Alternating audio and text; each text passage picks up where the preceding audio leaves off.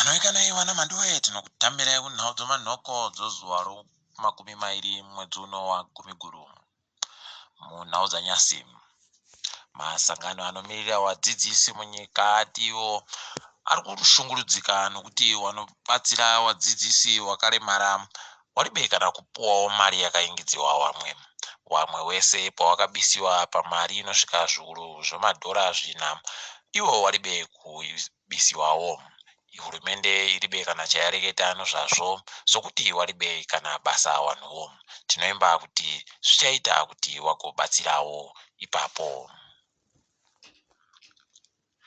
Hurumende yeKorea yodzasi yapa nyika yedu zvinhu zvokuongorora dzihwa mupengo zvinosvika mari nemadhora okuAmerica mazviuru 350.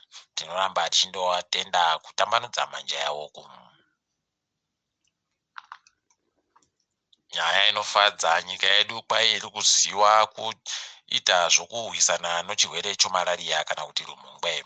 Izvi zvinotofadza nokuti kwai wanhu wakabatiwa nayo gore rino watoderera nezvikamu 20 kubva muzana. Tinoti pamberi nazvo uye tichitenda wari kubatsira basari wokuAmerica nomari.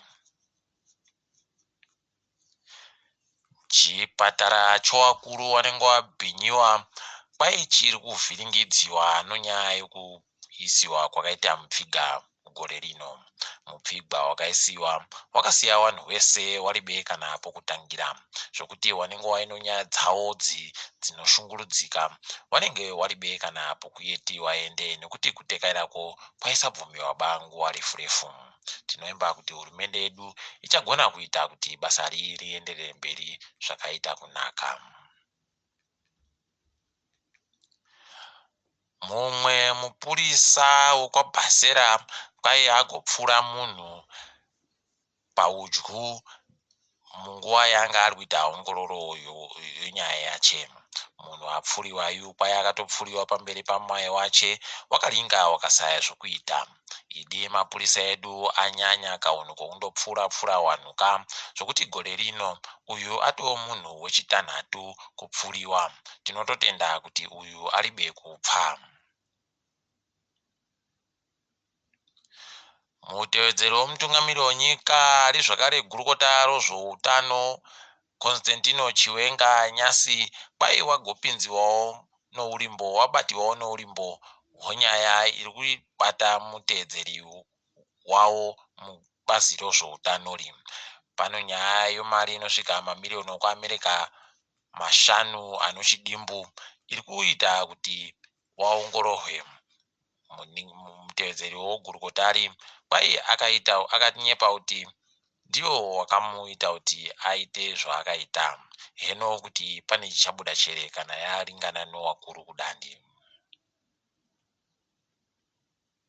Musika unotengesewa mari yekuAmerica kureketa kuno kwanyasi kwai watengesa mari inosvika mamirioni okuAmerica 20 kwai mari iyo iribe kuchinja uremu hwayo nokuti mari yomuZimbabwe kwainge iri kurema madhora 7 ribodzi ano masendi 34 padhora ribodzi rokuAmerica.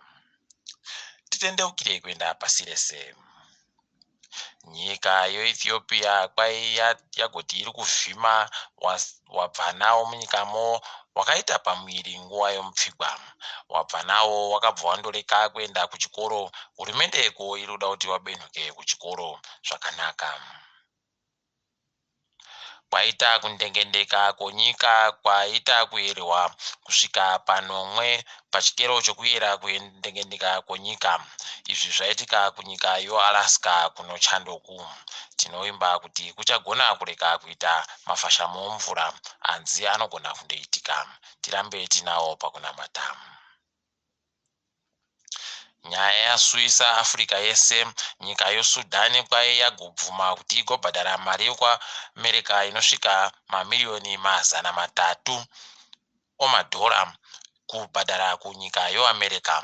Zviribe kubuda pachena kuti sei wabvuma zvakadandi.